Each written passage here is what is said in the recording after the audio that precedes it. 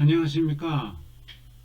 오늘은 긴급재난지원금에 대해서 말해보도록 하겠습니다. 요즘 긴급재난지원금이 핫 이슈죠. 원래는 50%만 주자는 기획재정부를 겨우 설득해서 국민의 70%한테 지급하기로 결정한 것으로 알려지고 있죠. 근데 문제는 70%를 어떻게 주느냐, 이게 이제 만만치 않다는 얘기죠.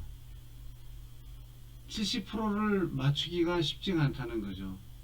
처음에 고민하기를 일단 봉급으로야 맞출 수 있는데, 봉급 말고 또 여러 가지 재산들이 있잖아요.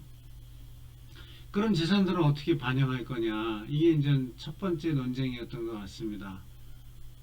재산을 얼마나 갖고 있는지 어떻게 또 파악을 할 거냐, 그거 받다 보면은 그거 찾다 보면은 5월달 후떡 지나갈 것 같은 거죠. 지금 하루라도 빨리 줘야 되는 마당에 코로나19 때문에 다들 힘들어하는데, 다들 힘들어하기 때문에 시작한 사업인데, 코로나19 다 지난 다음에 주면 아무 의미가 없잖아요. 물론 그때라도 주면 안 주는 것보다 낫긴 하겠습니다만은, 하루라도 급한 이 마당에 시간과의 싸움인데 언제 그 재산을 다 찾아가지고 할 거냐, 그런 문제가 생기는 거죠. 알려지기로는 뭐 재산 분류하려면 최소한 2달은 소유하지 않겠느냐 이러는데, 그것도 가봐야 하는 거죠. 2달이 걸릴지 3달이 걸릴지. 그래서 그 다음에 나온 방법이 건강보험료를 활용하자는 거였습니다. 건강보험료는 뭐 직장가입자 같은 경우에는 다 이제 그 소득이 파악이 돼 있잖아요. 그 다음에 지역가입자 같은 경우에도 재산이 일정하게 기반영되어 있으니까 그거를 활용하자, 이제 이런 아이디어가 나왔죠. 근데 이번에는 다시 또 한쪽에서 난리가 난 거예요. 영세사업장들은 아니 작년에는 우리가 얼만큼 벌었지만 올해는 잘 벌지 못하고 있는데, 작년치 측정한 걸 가지고 올해 또 이거를 적용한다면 불합리하다, 이런 이제 민원이 쇄도하는 겁니다. 그 영세사업장 같은 경우는 1년에 한 번씩 측정한다고 그래요. 그러니까 이제 시점이 안 맞고 그 시점에 안 맞는 거에 따른 경제적 상황이 너무 많이 변하니까, 코로나19 이후에 장사가 안 되니까 그런 걸 반영해 달라고 이제 민원이 쇄도하는 거죠. 그러면 그게 얼마만큼 맞는지, 가게마다 또 어느 가게는 어느 정도 재산이 손실이 생겼는지, 이익이 줄어들었는지 다 파악해야 되잖아요. 그 분류하다 보면 시간 다 가는 거죠. 결국에는 국민 사이에 불신과 상처가 남길 가능성이 커지는 거죠. 70%는 누구며 71%는 누군지, 그 경계선에 있는 사람은 그 경계선 안에 들어간 사람보다 내가 당연히 나는 안 받아야 된다라고 판단할까요? 저 사람들은 받고 왜 나는 못 받는지에 대한 그런 불신과 상처가 있지 않을까요? 또 그리고 실제로는 뭐 정확하게 70%에 들어가는 사람이 이게 칼럼 무 자르듯이 잘라지는 게 아닐진데, 그 사이에 들어가야 될 사람이 빠지고 빠져야 될 사람이 들어갈 가능성도 굉장히 많은 거죠. 그런 문제들을 도대체 어떻게 치유할 거냐, 이 만만치 않은 일입니다. 국가재정이 불안하니까 70%만, 처음에 50%만 주자던 기재부 70%만 주자는 걸로 양보했지만, 여하튼 그러면 기재부는 그 분류 기준과 방법을 정확하게 처음부터 갖고 있었나요? 만약에 처음부터 갖고 있었다면 이런 혼란이, 아주 그 결정하고 나서 그 며칠 사이에 대단한 혼란이었잖아요. 그런 혼란들이 과연 생겼을까요? 과연 기준이 정확했다면 그런 혼란들을 우리가 목도할 필요가 있었을까요? 저는 과연 기재부가 그 기준을 처음부터 갖고 출발했는지에 대해서는 약간 의심이 듭니다. 물론 아무도 안 가본 길이니 처음부터 그걸 갖기는 쉽지 않았겠죠. 하지만 여튼 현실에선 혼선으로 나타나는 건 사실인 거죠. 지금은 이미 그 단계도 벗어나서 민주당과 통합당 같은 경우에는 보편적 복지, 모든 국민을 다 주자, 이제 이런 주장이 나오고 있습니다. 물론 야당안은 말할 것도 없고요. 야당안은 훨씬 더 줘야 되는 거고, 여당안을 실현하려고 해도 이미 합의했던 9조 1천억 원에서 다시 또 4조 원을 더 줘야 되는 만만치 않은 일이긴 합니다만은, 여하튼 양 당에서는, 정치권에서는 전국민 다 주자 70%만 주는 거는 좀 문제가 있는 거 아니냐, 이런 얘기가 막 나오기 시작하는 것 같습니다. 결국에는 보편적 복지냐 선별적 복지냐의 논쟁이 다시 벌어지고 있는 거죠. 우리 보편적 복지냐 선별적 복지냐는 옛날에 무상급식 때 논쟁 많이 했죠. 그것 때문에 오세훈 시장이 결국은 도중에 날아갔잖아요. 그때 이제 나왔던 여러 가지 얘기 중에 또 이런 얘기도 있었죠. 아니 재벌가 자제들도 나라에서 돈 대줘가지고 밥 먹여야 되냐고, 그건 낭비 아니냐고, 이런 얘기가 있었죠.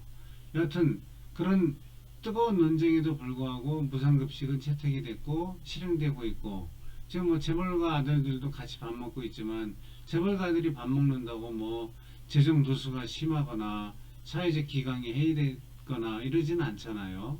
그때 했던 많은 논쟁들은 다 약간은 사실은 쓸데없는 논쟁, 기우였던 것 같기도 합니다.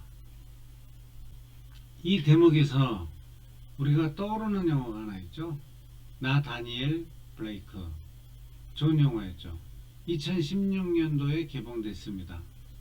목수였던 다니엘이 심장병이 악화돼서 실업급여를 받으려고 이제 관공서를 찾아다니면서 영국의 그 관료 체계가 얼마나 비효율적인지, 특히 대상자를 선별하는 선별적 복지가 얼마만큼 그 문제가 많은 건지를 잘 보여준 영화였죠.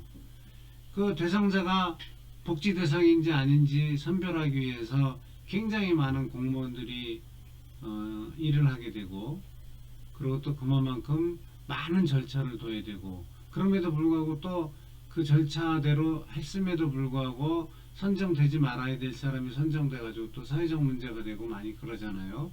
그거를 아주 리얼하게 보여줬던 영화가 나 다니엘 블레이크입니다. 보편적 복지냐 선별적 복지냐, 어떤 것이 맞느냐에 대해서 굉장히 중요한 시사점을 줬던 하나의 영화죠. 물론 뭐 보편적 복지가 만병통치약은 아니죠. 하지만 보편적 복지하면 나라가 망할 것 같다고 얘기하는 것 역시 과연 맞는가에 대해서 우리는 생각해 볼 필요는 있다고 생각합니다. 여하튼 기획재정부가 국가 재정이 안정되어야 한다, 그렇기 때문에 50% 이상은 못 준다, 70% 이상은 못 준다, 이렇게 얘기했는데, 국가 재정을 안정시키고자 하는 중앙정부, 중앙 관료들의 생각들은 뭐 좋지만, 과연 그 생각은 항상 옳은 걸까요? 오류는 없는 건가요? 맞는 건가요?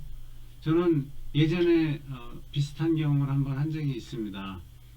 그 지방세 관련된 얘기 좀 잠깐 해볼게요. 현재 국세와 지방세의 비율은 8대2입니다. 국세가 8, 지방세가 2. 그러니까 뭐 사실은 국가가 돈 다 갖고 있고 지방자치단체는 헐벗은 그런 상태인 거죠. 이것이 가지고 있는 문제점이 크기 때문에 문재인 정부는 임기 말인 2022년까지 7대3으로 이를 전환하고자 합니다. 잘 돼야 될 텐데요. 여하튼 이렇게 지방 정부에 돈 주는 걸 되게 아까워하고 나라가 결단 날 것처럼 이렇게 생각하는 중앙 정부 관료들의 기본적인 관성들이 있거든요. 그 8대2로밖에 안 주기 때문에 중앙 정부는 또 돈을 내려보냅니다. 20% 가지고 지방 정부가 운영될 수는 없잖아요. 돈을 내려보내는데 그 중에 지방정부 입장에서 제일 많이 내려오는 거는 교부세입니다. 교부세는 원래 내국세를 가지고 이제 나눠가지고 일부를 내려보내는 건데요. 그 비율이 내국세 13.27%를 내려보냈어요. 1982년도부터는. 그러다가 1999년도에 개정해갖고 내국세 15%를 교부세로 내려보냅니다. 현재는 2006년부터 다시 올려가지고 19.24%를 내려보내는데, 여하튼 1999년도에 그러니까 내국세 13.27%에서 15%를 오를 때, 그때 제가 당에서 일정하게 역할을 했어요. 그때 제가 새천년민주당의 지방자치국장이었거든요. 99년도 그 당시에 새천년민주당에는 지방자치당정협의회라는 협의회가 있었습니다. 그걸 지방자치국장인 제가 이제 실무적 지원을 했는데요. 굉장히 커다란 조직이었습니다. 당 측에서는 당대표, 원내대표, 정책위 의장, 지방자치위원장 등이 대거 참여했고요. 그때 집권여당이었어요. 김대중 정부 들어서자마자 처음에 아주 당이 서서히 펄할 때죠. 지방자치단체에서는 서울시장, 경기지사 등 새천년민주당 소속 자치단체장들이 대거 참여했습니다. 그리고 또 관련된 장관들도 몇 분 오셨죠. 기흥이선처 장관, 행정자치부 장관 등. 이 메모도 한 인원이 모여가지고 한 30여 명 됐던 것 같은데요. 그날 회의 안건은 지방교부세 좀 올리자는 거였습니다. 교부세 82년부터 13.27%인데 김대중 대통령이 지방자치에 굉장히 지방자치를 중시했던 분인데 이제 김대중 대통령이 됐으니 지방자치가 좀 잘 되도록 교부세를 좀 올려라. 이거를 이제 얘기하기 위해서 모인 자리였는데 저는 그때 놀랐어요. 이렇게 많은 사람들이 모여갖고 얘기함에도 불구하고 기획예산처 장관 하나를 못 꼽더라고요. 기획예산처 장관이 한 3시간, 4시간 정도를 절대 안 된다. 지방에 재정 많이 주면 나라가 힘들어진다라는 논리를 가지고 지금과 똑같은 거죠. 재정 안전성 이 논리 하나 가지고 3시간을 버티더라고요. 정치권에서 요구하는 거는 다 포퓰리즘 비슷하게 이렇게 좀 반응을 하면서 나라를 위하는 거는 중앙 관료인 자기들인 것처럼 이렇게 얘기하더라고요. 근데 그럼 중앙 관료는 나라를 위하고 정치권은 포퓰리즘인가 하면 또 꼭 그것도 그렇게 볼 수 없는 게 당시 행정자치부 장관도 중앙 관료임에도 불구하고 또 행정자치부는 교부세 올리는 거에 목숨을 거는 거예요. 그러니까 결국에는 부처마다 또 입장이 다 다른 거죠. 중앙 부처 관료들도 부처마다 입장이 다 다르고 그리고 여하튼 3시간 4시간 버틴 끝에 마지막에 이제 본인도 힘들었는지 더 이상 버티기 쉽지 않다고 생각했는지 검토를 해보겠다고 이렇게 유보적으로 답을 해갖고 그걸로 겨우 넘어갔습니다.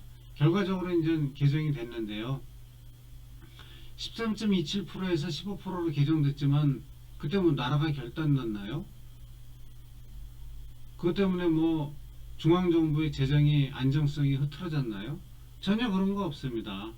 오히려 덜 올렸죠. 결과적으로 19.24%까지 올렸잖아요. 올린 걸 보면은 결국 그때 제대로 올리지 못했기 때문에 계속 다시 올리고 그랬던 거 아닙니까? 그러니까 여튼 중앙정부 관료 그것도 특히 부처별로 자기 입장들을 너무 중시하고 그 입장이 세상의 전부인 것처럼 알고 그러는 경향은 혹시 없는 건 아닌가. 애국심과 일을 열심히 하고 내 일이 중요하다라는 것에 대한 자부심은 좋지만 그게 객관성을 잃을 때 사회 전체의 한 구성으로서의 부분성을 잃고 자신들의 집단의 논리가 전체인 것냥 오로지 유일한 것이냥 이렇게 생각할 때 거기로부터 오는 폐해와 독선은 혹시 없을지 저는 그런 생각도 듭니다. 여튼 이번에 다시 보편적 복지 문제가 많이 사회적 관심이 되고 있는데요. 보편적 복지는 앞으로도 계속 사회적 관심으로 떠오를 겁니다. 왜냐하면 이미 세상은 부의 불평등이 심화되고 있잖아요. 돈 많이 버는 사람 많이 벌고 이제는 뭐 여러가지 첨단 기술이 없으면 자기가 사업을 해볼 수 있는 가능성도 없잖아요. 그 다음에 또 이제 뭐 AI 시대 되고 인공지능 만들어지고 그러면 더더욱 그렇게 되죠. AI를 생산하고 소유하고 있는 사람이 우리 사회에 몇 프로나 되겠습니까? 기본적으로 또 근데 AI를 통해서 돈을 이제 더 많이 벌게 되니 AI를 가질 수 있는 사람과 가지지 못하는 사람 간의 그 양극화는 상상을 초월하죠. 지금은 아무것도 아닌 정도의 상황이 되는 거죠. AI를 통해서 생산은 많아지는데 정작 사람들은 소비할 돈이 없으면 결국 사람들이 소비를 해야 생산도 유지가 되는 거니 그런 것들을 해결하기 위해서 이제 기본소득이라는 개념이 나오죠. 기본적으로 돈을 좀 다 주자, 전 국민에게. 그리고 핀란드나 이런 데는 일부 시행하고 있는 걸로 알고 있고요. 저희들도 세계적 추세가 이런 것과 마찬가지로 우리나라에서도 이제 점점 이제 보편적 복지, 기본소득과 같은 보편적 복지에 대한 논의는 많이 되어질 것 같고, 어쩌면 그렇게 흘러가는 게 사회적 추세일 수도 있다고 생각이 듭니다. 이런 보편적 복지 시대를 맞아서 우리는 이번 같은 경우에 긴급재난 기금같이 논쟁이 되는 것은 굉장히 저는 사회적으로 학습이 된다는 측면에서 나쁘지 않은 것 같아요. 그리고 다른 한편으로는 또 약점도 일정하게 보완할 필요가 있겠죠. 재벌 자녀까지 굳이 나라 돈을 들여야 되느냐, 이런 비난에 대해서 그게 또 뭐 전혀 틀린 말은 아니죠. 사람들의 감성을 많이 자극했던 것 같아요. 그런 비판에 대해서는 또 보완을 할 필요가 있겠죠. 그럼 보완을 어떻게 하는 게 좋겠느냐? 저는 핀란드 같은 경우 그런 선진국의 사례들을 우리가 많이 배워왔으면 좋겠어요. 예전에 텔레비를 보니까 핀란드에서는 교통범칙금을 낼 때 우리는 어떤 특정 행위에 대해서 얼마 벌금, 이렇게 행위에 따른 벌금이 딱 정액으로 정해져 있는데, 핀란드 같은 경우에는 월급에 연동해 놨더라고요. 그러니까 월급의 몇 프로 교통범칙금을 뭐 월급의 1%, 월급의 2% 이렇게 정해 놨더라고요. 그러니까 월급을 많이 받는 사람일수록 범칙금을 많이 내는 거죠. 기본적으로 그 사람들은 세금 체계가 그렇게 되어 있는 거죠. 누진적 세금 체계. 그런 누진적 세금 체계를 우리도 갖고 와야 된다고 봅니다. 많이 내는 사람이, 많이 버는 사람이 좀 더 세금을 많이 내도록. 물론 많이 내면 좀 억울할까요? 그럴 수는 있겠지만, 여하튼 또 마찬가지로 버는 거는 다 다른데 세금은 똑같이 내고 벌금은 똑같이 내고, 이거는 또 더 억울할 수도 있는 거죠. 그럼 결국엔 사회가 어떤 가치를 추구하느냐의 문제인데, 현재 우리나라는 너무 가진 사람 위주로 되어 있는 것만큼은 사실인 것 같습니다. 그리고 또 한편으로는 기금 활성화도 고민해야 된다고 봅니다.